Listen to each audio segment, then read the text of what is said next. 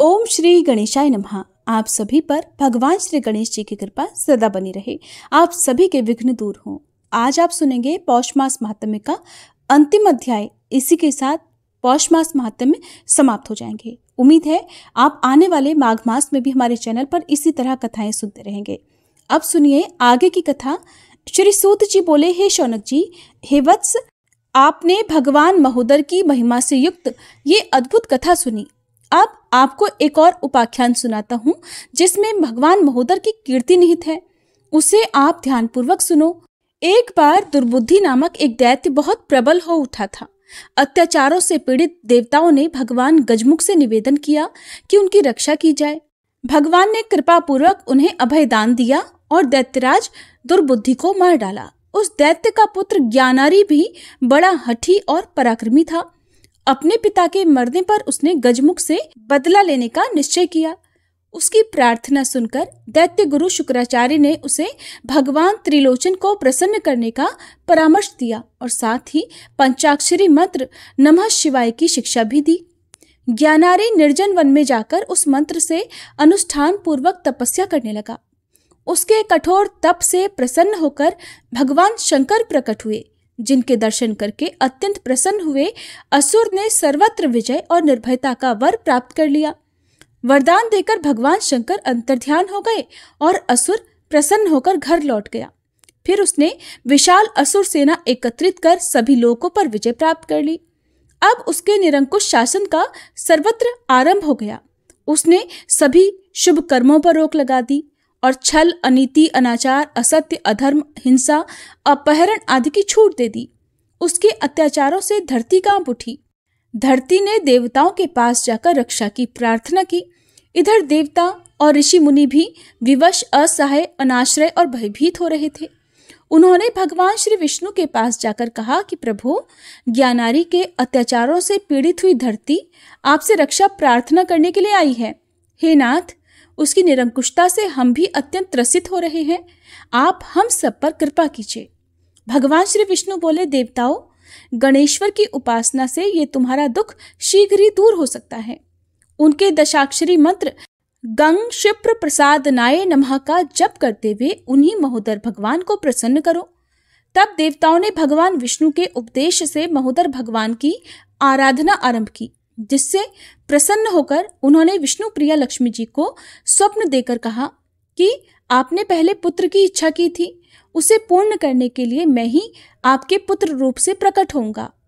सिंधु तनया ने अर्थात देवी लक्ष्मी जी ने प्रसन्नता व्यक्त की और निद्रा भंग होने पर उन्होंने अपनी शैया पर एक अलौकिक शिशु को लेटा हुआ देखा।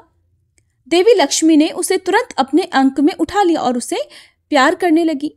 उन्होंने उसी समय पूर्ण आनंद का अनुभव किया था, इसलिए बालक का नाम भी पूर्णानंद ही रखा। उधर महोदैत्य ज्ञानारी के भी पुत्र हुआ था, जिसका नाम उसने सुबोध रखा। वस्तुतः सुबोध यथा नाम तथा गुण ही हुआ। उसके मन में पूर्णानंद महोदर के लिए अत्यंत श्रद्धा भक्ति का भाव था। वह निरंतर उन्हीं का स्मरण, ध्यान और नाम जप करता रहता था। वह अपने पिता के सामने भी भगवान महोदर का ही गुणगान किया करता। उसके पिता ज्ञानारी को यह बात सहन नहीं हुई। ज्ञानारी ने अपने पुत्र को बहुत समझाया कि महोदर में कुछ भी सामर्थ्य नहीं है और न ही वह जगदीश्वर ही है। जगदीश्वर तो मैं स्वयं हूँ, जो समस्त विश्व पर शासन करता हूँ, इसलिए उसका नाम स्मरण आदि व्यर्थ ही है। किंतु उसके पुत्र ने उसकी बात नहीं मानी। जब ज्ञानारी ने देखा कि उसका पुत्र किसी प्रकार उसकी बात मानता ही नहीं, तो उसने अत्यंत क्रोधित होकर कहा, अरे दुष्ट, बता, तेरा वह पूर्णानंद महोदर कहाँ है? मैं उसे वहीं जाकर मार डालूंगा। उसका पुत्र बोला, उन अंतर्यामी और सर्वसमर्थ प्रभु को मारना तो दूर, कोई उन्हें छू भी नहीं सकता। देखो, वे धरती, आकाश, जल, थल, वन, पर्वत, समुद्र, वृक्ष, लता, वल्लरी, पवन, सरोवर, सरिता, अणु, परमाणु आदि सभी में व्याप्त हैं। जितने भी चराचर जीव हैं, उन सभी में प्रभु का ही निवास है। यहाँ तक कि मुझ में और आप में भी वे मूषक वाहन भगवान महोदर सदैव विद्यमान रहते हैं। ज्ञानारी ने क्रोधित होकर लाल लाल नेत्रों से अपने पुत्र सुबोध को घूरते हुए कहा, यदि तेरा वह महोदर सर्वत्र है तो दिखाई क्यों नहीं देता? अगर वह सामने आए तो मैं उसे इसी समय मार डालूंगा। तभी एक भयंकर ध्वनि के साथ मूषक वाहन गजमुख प्रकट हो गए। ज्ञानारी यह निश्चय भी नहीं कर पाया था कि वह कौन है, कहां से आए हैं। तभी महोदर ने उसे मार डाला और उसके मरते ही समस्त संसार में सुख शांति स्थापित हो गई। श्री सूत जी बोले, हे शौनक जी, अब मैं भगवान गणेश्वर के गजानन अवतार की कथा कहता हूं, तुम ध्यान से सुनो। गजाननः सविज्ञेयः सांख्येभ्यः सिद्धिदायकः लोभासुर प्रहर्ता वै आखुगश्च प्रकृतिः। हे शौनक जी, गणेश जी का जो अवतार गजानन नाम से जाना जाता है वह सांख्य योगियों के लिए भी सिद्धि देने वाला है, क्योंकि वह सांख्य ब्रह्म का धारक है। उस अवतार में उन्होंने लोभासुर का विशेष रूप से संहार किया है। उस अवतार को भी विद्वज्जन मूषक वाहन ही कहते हैं। इस अवतार की कथा इस प्रकार है कि एक बार भगवान शंकर के दर्शन की इच्छा से धनेश्वर कुबेर कैलाश पर्वत पर गए थे। उस समय जगत वंद्य शिवजी के साथ ही जगत जननी शिवा भी विराजमान थी। उनके उस रूप को धनपति कुबेर लुब्ध दृष्टि से देखने लगे।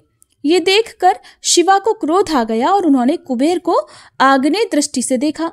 इससे अत्यंत भय को प्राप्त हुए कुबेर से लोभ नामक एक भयंकर असुर की उत्पत्ति हुई, जो कि जन्म से अत्यंत पराक्रमी और क्रूर था। उसने कुबेर से पूछा कि मैं कहाँ जाकर रहूं। कुबेर बोले, तुम शुक्राचार्य के पास जाओ, वे ही तुम्हारी व्यवस्था करेंगे। लोभासुर दैत्य गुरु शुक्राचार्य के पास जाकर उन्हें प्रणाम करता हुआ बोला, ब्राह्मण, मुझे धनेश्वर ने आपकी सेवा में आने को कहा है और मैं उनका पुत्र लोभ हूं, आप मुझ पर कृपा कीजिए। दैत्य गुरु शुक्राचार्य ने कहा कि वत्स, तुम भगवान शंकर को प्रसन्न करने में पूर्ण समर्थ हो, उन्हीं के द्वारा तुम्हारा भी कल्याण होगा।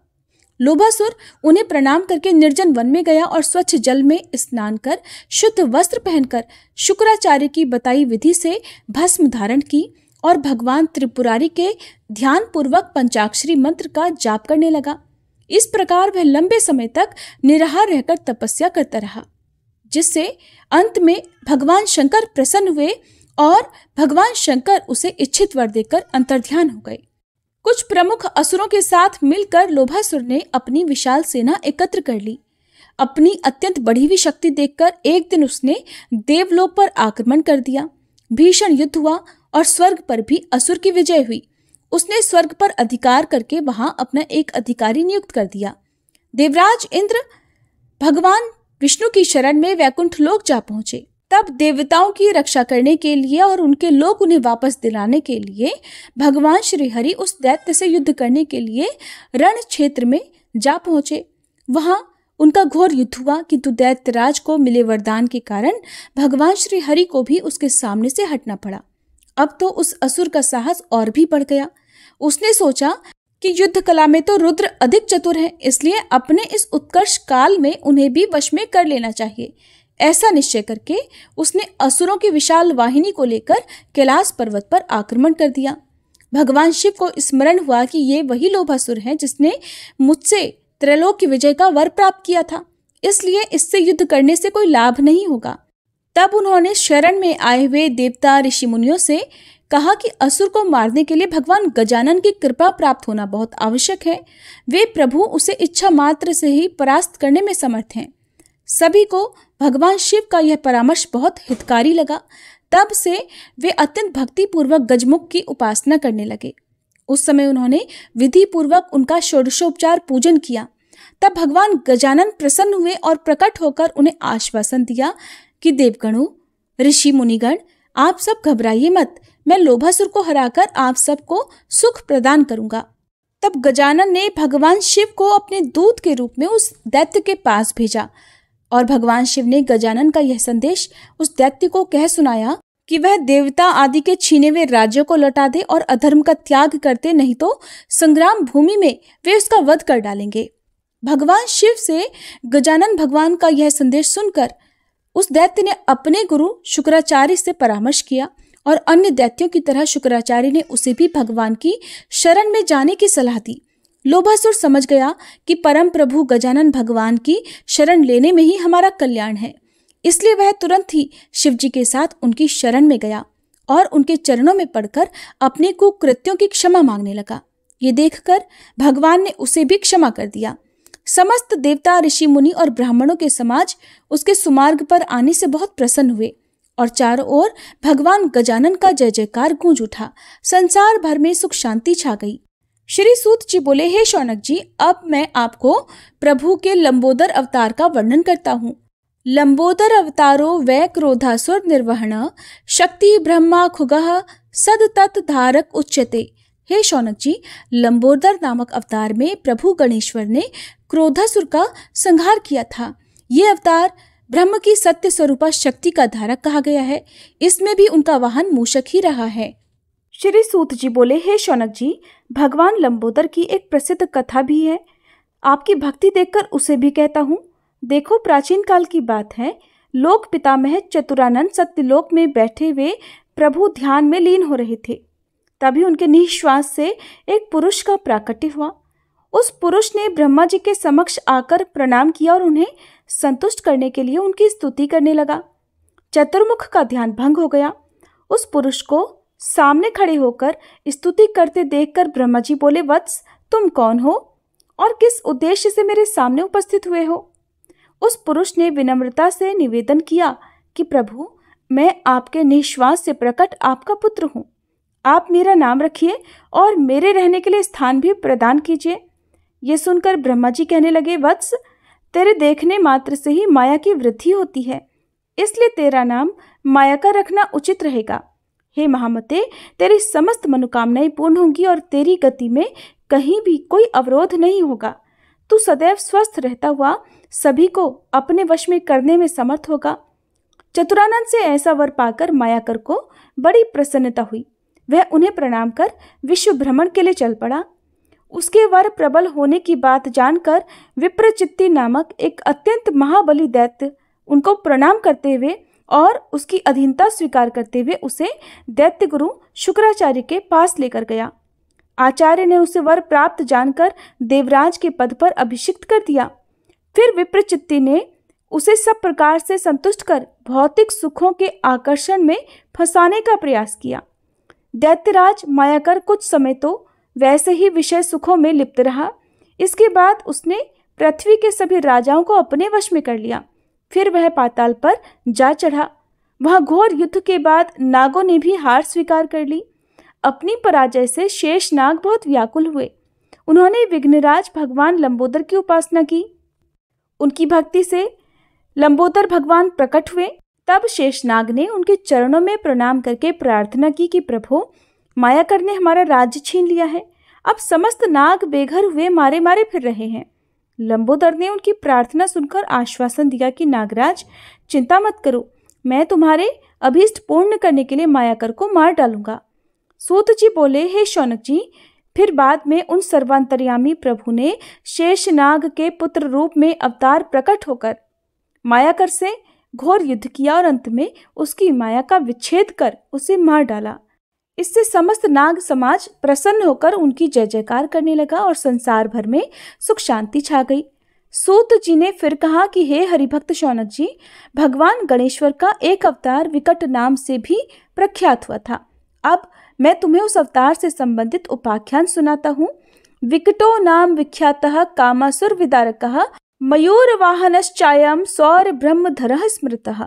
हे शौनक जी, भगवान गणपति के विकट नामक अवतार द्वारा कामासुर का संहार हुआ। ये प्रभु सौर ब्रह्म के धारण करने वाले मयूर वाहन कहे जाते हैं।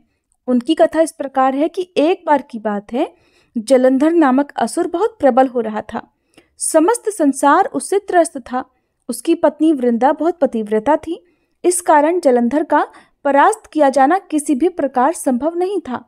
तब देवगण सोचने लगे कि किसी प्रकार वृंदा का पतिव्रत धर्म नष्ट हो तो कोई कार्य बने। इस कार्य को हाथ में लिया भगवान श्री विष्णु ने और जलंधर का रूप बनाकर वह वृंदा के भवन में जा पहुंचे। उस समय जलंधर रण क्षेत्र में गया हुआ था। वृंदा ने श्री विष्णु को पति रूप में देखकर उनका बड़ा सत्कार किया। वृंदा का स्पर्श करते ही श्री हरि विष्णु के दिव्य शरीर से एक अत्यंत तेजस्वी असुर की उत्पत्ति हुई। वह असुर अदृश्य की प्रेरणा से दैत्य गुरु शुक्राचार्य की सेवा में पहुंचा और उन्हें प्रणाम कर एक ओर खड़ा हो गया। फिर बोला, प्रभु, मुझे शिष्य रूप में स्वीकार कीजिए। शुक्राचार्य बोले, तू कामातुरता के कारण उत्पन्न हुआ है, इसलिए तेरा नाम कामासुर होगा। तू भगवान शंकर के पंचाक्षरी मंत्र नमः शिवाय का अनुष्ठान कर। अब कामासुर गुरुचरणों में प्रणाम कर निर्जन अरण्य में चला गया और आचार्य द्वारा बताई गई विधि से पंचाक्षरी मंत्र के जप पूर्वक भगवान शिव को प्रसन्न करने लगा। उसकी तपस्या से भगवान शिव प्रसन्न हुए और फिर वह भगवान शिव से बोला कि आशुतोष प्रभु, आज आपने मुझे कृतार्थ कर दिया है। मैं आपके चरणों की सुदृढ़ भक्ति की याचना करता हूँ। भगवान शिव बोले कि वो तो तुझे सहज ही प्राप्त हो गई है, अब तेरी इच्छा हो तो तू कोई वर भी मांग। कामासुर ने प्रसन्न होकर कहा कि नाथ, मैं समस्त ब्रह्मांड को अपने अधीन करना चाहता हूँ, इसलिए मुझे आप वही वर दीजिए जिससे मैं त्रैलोक्याधीश बन सकूं। और इस प्रकार वह असुर भी भगवान शंकर से मिले वरदान के कारण त्रैलोक्याधीश बना।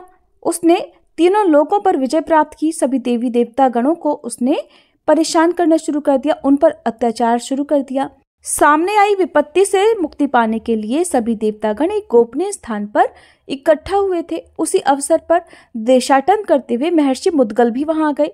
देवताओं ने उनका अर्घ्य पाद्य आदि से पूजन किया। फिर कहा कि प्रभु, हम बहुत दुखी हो रहे हैं, कृपया कामासुर के संहार का कोई उपाय बताइए। तब महर्षि ने कुछ देर सोचने के बाद कहा कि देवगणों, मैं आपको असुर के विनाश का एक अमोघ उपाय बताता हूँ। वह सिद्ध क्षेत्र मयूरेश है ना, वहां जाकर भगवान गणेश्वर की प्रसन्नता के लिए तपस्या करो, वे प्रभु तुम्हारा संकट अवश्य दूर करेंगे। तब सभी देवगणों ने उस सिद्ध क्षेत्र में जाकर भगवान गणेश्वर की आराधना प्रारंभ कर दी। गणेश्वर भगवान उनकी तपस्या से प्रसन्न होकर दर्शन देकर कहने लगे कि घबराओ मत, मैं कामासुर को पराजित कर तुम्हारा मनोरथ अवश्य पूर्ण करूंगा। जब कामासुर ने यह सुना तो वह क्रोधित हो गया। उसने तुरंत ही असंख्य दैत्य सेना लेकर देवताओं और मुनियों पर आक्रमण कर दिया। उन्हें व्याकुल देखकर भगवान गणेश्वर मयूर पर सवार होकर युद्ध के मैदान में पधारे और दैत्यों का विनाश करने लगे। दैत्य सेना को नष्ट भ्रष्ट कर भगवान गणेश्वर ने उस दैत्य से कहा कि अगर तुझे अपने प्राणों की चिंता हो तो तू मेरी शरण में आ जा, नहीं तो मेरे हाथों तेरा वध निश्चित है। ये सुनकर कामासुर का क्रोध बढ़ गया। उसने मयूर वाहन गणेश्वर पर एक भयंकर गदा फेंकी, किंतु वह गदा भगवान के चरणों के समीप जा गिरी। दूसरी बार उसने पुनः शक्ति का उपयोग किया, उसकी भी वही दशा हुई।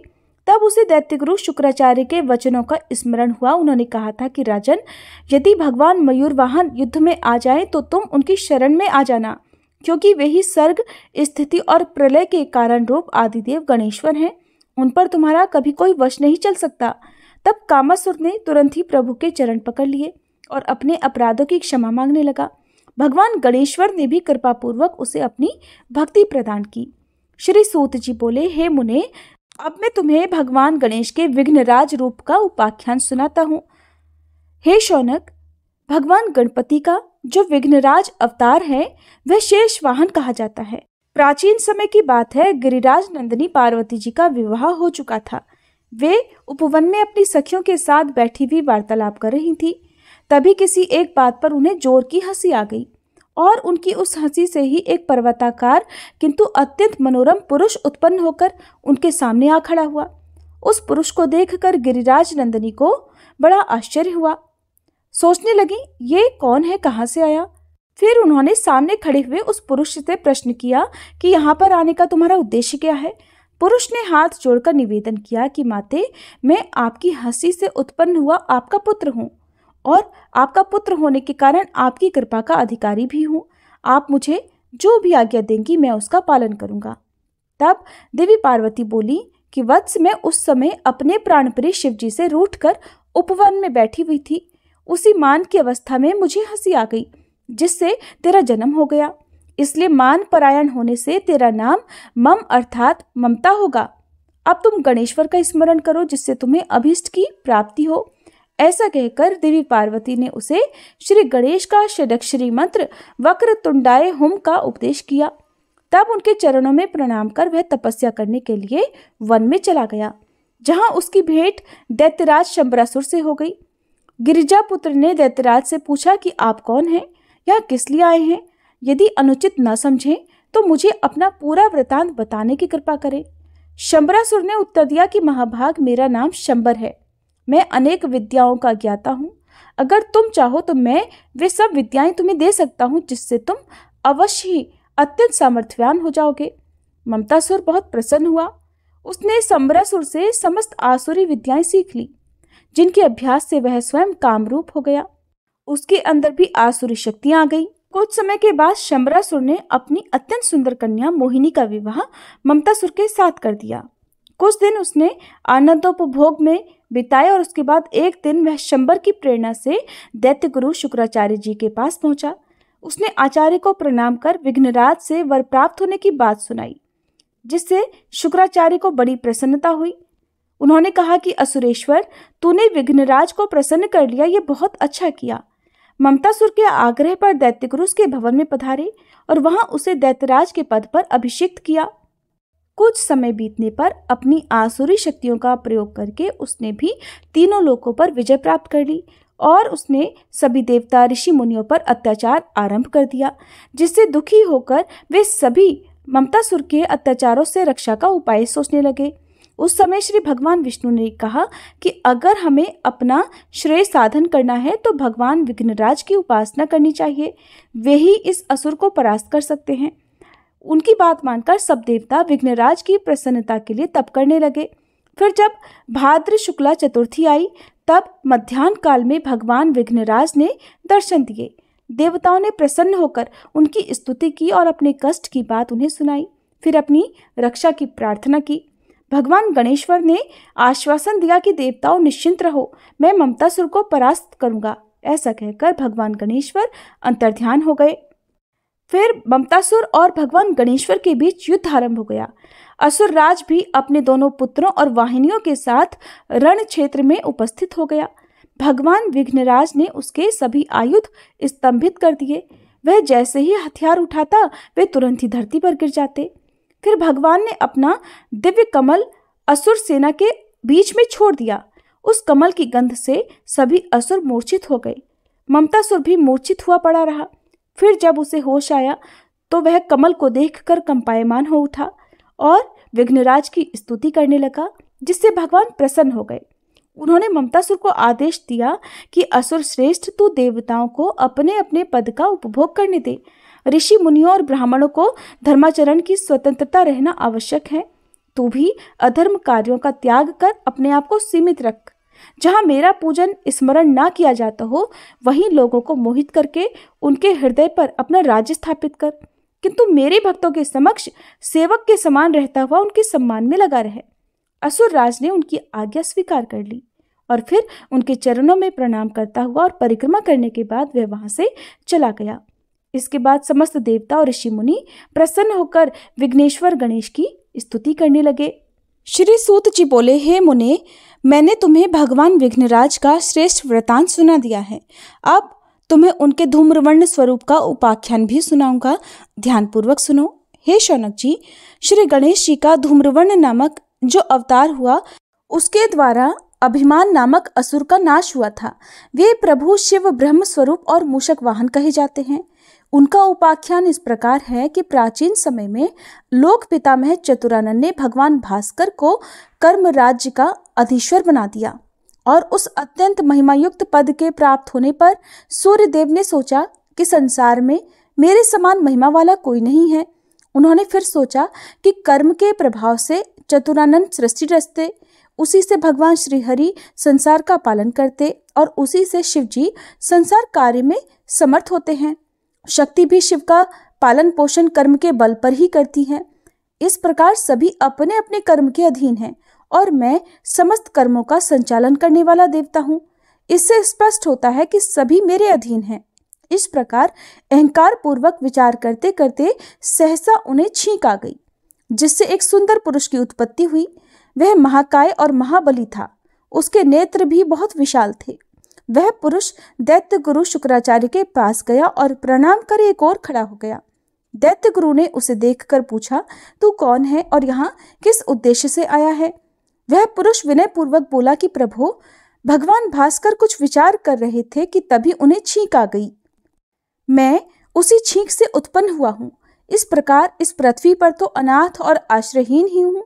आपकी कीर्ति सुनकर ही मैं यहाँ आपके पास आया हूँ और आपके अधीन रहता हुआ आपकी आज्ञा पालन करता रहूं, ऐसा मेरा विचार है। शुक्राचार्य ने बहुत देर तक ध्यान में रहने के बाद कहा कि तुम्हारी उत्पत्ति सूर्य के अहंकार से हुई है, इस कारण तुम्हारा नाम अहंग और अभिमान होगा। तुम गणेश के षोडाक्षरी मंत्र ओम गंग गौं गणपतिये विघ्न विनाशिने स्वाहा, इसके जपानुष्ठान पूर्वक उन्हीं भगवान गजानन को प्रसन्न करो। अभिमान ने उनकी आज्ञा सुनकर प्रणाम किया और अनुष्ठान की विधि सीखकर चला गया। फिर स्नानादि से निवृत्त होकर अनुष्ठान करने लगा। उसने 1000 दिव्य वर्षों तक श्री गणेश जी का ध्यान करते हुए कठिन तपस्या की। एक दिन मूषक वाहन गणाध्यक्ष प्रसन्न हो गए। अभिमान ने देखा कि भगवान प्रकट हो गए हैं।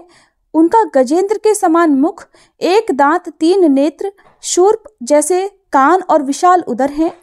वे चतुर्भुज स्वरूप प्रभु अपने कर कमलों में पाश आदि आयुध धारण किए हुए हैं। उनके दर्शन करके अभिमान प्रसन्न हो गया। उसने तुरंत ही उन मंगलों के भी मंगल वरदराज को भक्तिभाव से प्रणाम किया। फिर उनकी स्तुति करने लगा। स्तुति से प्रसन्न हुए गजानन भगवान ने कहा, हे सुव्रत, मैं प्रसन्न हूँ, वर मांगो। अभिमान ने हाथ जोड़कर निवेदन किया कि प्रभु, अगर आप मुझ पर प्रसन्न हैं तो मुझे अपनी भक्ति प्रदान कीजिए। हे नाथ, मैं माया से किसी भी प्रकार से मृत्यु को प्राप्त न हो, ऐसा वर भी दीजिए। तब तथास्तु कहकर भगवान वरदराज अंतर्ध्यान हो गए। अभिमान भी प्रसन्न हुआ, दैत्य गुरु के समीप पहुंचा और उन्हें प्रणाम कर वर प्राप्ति के बारे में उन्हें बताया। तब शुक्राचार्य ने अनेक मुख्य असुरों को बुलाकर उसके वरदराज के वर के प्रबल होने की बात बताई और उनकी सहमति से अभिमान को दैत्येश्वर के पद पर अभिषिक्त कर दिया। उसने जल्दी ही पृथ्वी, पाताल और स्वर्ग पर विजय प्राप्त कर ली। अब वह समस्त ब्रह्मांड का अधीश्वर बनकर अपना निरंकुश शासन चलाने लगा। एक दिन अधर्मधारक नामक असुर ने उसकी सभा में जाकर कहा, असुरेश्वर, आपने समस्त विश्व को अपने वश में कर लिया, पूरे ब्रह्मांड पर एक छत्र राज्य करते हो, किंतु गिरी गुहाओं और भयंकर अरण्यों में छुपकर रहते हुए देवता असुरों के समूल उन्मूलन के लिए निरंतर प्रयत्नशील हैं और वे हमारे छिद्र की ताक में रहते हैं। अगर उन्हें अवसर मिला तो वे हमारा संहार करने में पीछे नहीं रहेंगे, इसलिए जहां तक संभव हो उनका अस्तित्व समाप्त कर देना चाहिए। वे सब यज्ञादि कर्मों द्वारा पोषण प्राप्त करते हैं, इसलिए उन कर्मों की समाप्ति बहुत आवश्यक है। अहंतासुर ने उसकी बात मान ली और यज्ञादि कर्म नष्ट करने का आदेश दे दिया। इस कारण असुरों ने उन समस्त कर्मों का खंडन आरंभ कर दिया और देवताओं की खोज के उद्देश्य से बनी पर्वतों और अन्य वनों को भी नष्ट करने लगे। जहां जहां गणेश जी की प्रतिमाएं स्थापित थी, उन मंदिरों से वे प्रतिमाएं फिकवा दी गईं और उनके स्थान पर उस अहंतासुर ने अपनी प्रतिमाएं स्थापित करवा दी। उनके पुजारी पद पर भी अहिंतासुर के परम भक्त नियुक्त किए गए। इस प्रकार ममतासुर की उपासना प्रचलित हो गई। इधर देवता बहुत दुखी हो रहे थे। वे विचार विमर्श के लिए एकत्रित हुए। उन्होंने निश्चय किया कि करुणा मूर्ति गजानन को प्रसन्न करने के लिए एकाक्षरी मंत्र का आश्रय लिया जाए। तब वे विधिपूर्वक भगवान गणेश्वर की उपासना करने लगे, जिससे संतुष्ट होकर भगवान ने उन्हें दर्शन दिया। तब भगवान धूम्रवर्ण ने उन्हें आश्वासन दिया कि हे देवताओं, मैं तुम्हारे समस्त संकट शीघ्र ही दूर करूंगा। ऐसा कहकर वे अंतर्ध्यान हो गए। तब प्रसन्न हुए देवगण उन्हीं का ध्यान और यशगान आदि करते हुए समय की प्रतीक्षा करने लगे। रात्रि में भगवान श्री गणेश्वर ने अपनी क्रोधपूर्ण मुद्रा में अहिंतासुर को दर्शन दिया, जिससे दैत्यराज कांप उठा। उसने प्रातःकाल अपनी सभा में आकर असुरों से कहा कि मैंने स्वप्न में गणेश्वर को देखा था। वे बड़े क्रोधित हो रहे थे। उन्होंने हमारा नगर भस्म कर दिया और हमें पराजित भी कर दिया था। मैंने देखा कि देवगण पुनः स्वच्छंद विचरण कर रहे हैं। ये स्वप्न कितना अशुभ और भयंकर है। दैत्यों ने उसे समझाया कि असुरेश्वर, आप तो प्रत्यक्ष वर के प्रभाव से भय रहित हैं। स्वप्न तो झूठे होते हैं, उनमें प्राप्त किया हुआ धन मिलता नहीं है और दिया हुआ धन जाता नहीं, इसलिए स्वप्न के शुभाशुभ पर विचार करना व्यर्थ ही है। दैत्यराज मौन हो गया। इधर देवर्षि नारद का आगमन हुआ तो उसने उनका बड़ा सत्कार किया। उन्होंने उसे भगवान धूम्रवर्ण का संदेश दिया कि तुम मेरे ही वर से प्रबल हुए हो, इसलिए मेरे प्रकोप से नष्ट भी हो जाओगे। अतः शीघ्र ही समस्त अधर्म कार्यों का त्याग कर मेरी शरण में आ जाओ, नहीं तो रण क्षेत्र में मैं तुम्हें जीवित नहीं छोड़ूंगा। देवर्षि नारद के मुंह से उस संदेश को सुनकर अहंतासुर बहुत क्रोधित हुआ और बोला, मुनिवर, आप धूम्रवर्ण से कह दीजिए कि हम किसी प्रकार से अशक्त नहीं हैं और इतना पराक्रम रखते हैं कि तुम्हारा भी वध कर डालें। देवर्षि नारद जी वहां से चले गए। इधर अहंतासुर ने क्रोधपूर्वक देवताओं को खोज खोज कर मारना आरंभ कर दिया। नारद जी ने भी भगवान धूम्रवर्ण गणेश्वर को असुर की गर्वोक्ति सुना दी। इससे देवताओं में और व्याकुलता फैल गई। वे कातर स्वर में गणराज की प्रार्थना करने लगे। भगवान ने उन्हें आश्वासन दिया कि देवताओं, चिंता मत करो, मैं लीला पूर्वक ही उसका गर्भ खंडन किए देता हूँ। तुम यहीं बैठकर रहना और मेरे कार्य को देखना। ये सुनकर उन्होंने अपने अत्युग्र पाश को फेंका। वह पाश तेजी से असुरों की ओर दौड़ पड़ा। उसे जहां जो कोई भी असुर मिला उसी को उसने मार डाला। कोई भी उसे रोकने में समर्थ नहीं था, जिससे असुरों की बस्तियां उजड़ गईं और समस्त दैत्य राक्षस हाय हाय करने लगे। अहंतासुर उससे बहुत चिंतित और व्याकुल हुआ। उसके पुत्रों ने उसे सांत्वना दी कि पिताजी, हमारे रहते हुए आप क्यों चिंता कर रहे हैं? वह मायामय धूम्रवर्ण हमारा कुछ भी नहीं बिगाड़ सकता। हम उसकी माया को आसुरी माया से जल्दी ही नष्ट कर डालेंगे। आप हमारा पराक्रम तो देखिए। इधर दैत्यराज उनके आश्वासन से शांत हुआ और उधर उसके पुत्र विशाल असुर सेना के साथ गणेश्वर से युद्ध करने की इच्छा से नगर के बाहर निकले। तभी उस तेजस्वी पास ने वहां आकर सभी असुरों को भस्म कर दिया। अहंतासुर के दोनों पुत्र भी उस पाश के तेज से दग्ध होकर परलोक चले गए। अहंतासुर ने सुना तो वह समस्त दैत्य सेना के साथ रण क्षेत्र में आ गया। पाश तो अब भी सक्रिय था। वह उसकी सेना को रुई के ढेर के समान भस्म करता चला गया। इस प्रकार कुछ ही समय में उसकी समस्त दैत्य वाहिनी नष्ट हो गई। तब पाश अहंतासुर की ओर बढ़ने लगा। ये देखकर उसने जल्दी ही दूर भागकर अपने प्राण बचाए। फिर वह कांपता हुआ दैत्य गुरु की शरण में जा पहुंचा और उन्हें प्रणाम कर बोला, प्रभु, धूम्रवर्ण के मायापाश के सामने मेरी एक भी नहीं चली। समस्त दैत्य सेना मारी गई और मैं बड़ी मुश्किल से ही बचकर यहाँ तक आ सका हूँ। हे गुरुदेव, मुझे वह वरदान प्राप्त जो अमोघास्त्र थे, उनके निष्फल होने का क्या कारण है? शुक्राचार्य बोले, मूर्ख, उन गणाध्यक्ष को तो भूल गया जिन्होंने वर प्रदान कर प्रबल और अजय बनाया था। उन मायातीत प्रभु की इच्छा ही इतनी प्रबल है कि तीनों लोकों की समस्त क्रियाएं उसी से चलती हैं। देख, स्वर्ग के देवताओं, पृथ्वी के मनुष्यों और पाताल में असुरों और नागों आदि के निर्विघ्न जीवन यापन की व्यवस्था भी उन्हीं की इच्छा से होती है। तूने उनसे वर प्राप्त करके उन्हीं की व्यवस्था और इच्छा के कार्यों में व्यवधान उपस्थित कर दिया और देवताओं और मुनिगणों को बड़ा कष्ट पहुंचाया। तेरे अत्याचार से समस्त प्राणी उत्पीड़ित हो रहे हैं। अब तो तुरंत ही उन प्रभु की शरण में जा, नहीं तो वे तेरा सर्वनाश कर डालेंगे। असुरेश्वर ने कहा, प्रभु, उन्होंने अभी क्या छोड़ा है? वहां भीषण संहार कर डाला है। शुक्राचार्य ने उसे समझाते हुए कहा कि जो शेष बच गया है उससे तो तेरी रक्षा हो जाएगी, अन्यथा कुछ भी बचेगा नहीं। अहंतासुर शुक्राचार्य को प्रणाम कर धूम्रवर्ण की सेवा में उपस्थित हुआ और उनके चरणों में पड़कर रोने लगा। उसकी दुर्दशा देखकर करुणामय प्रभु ने उसे क्षमा कर दिया।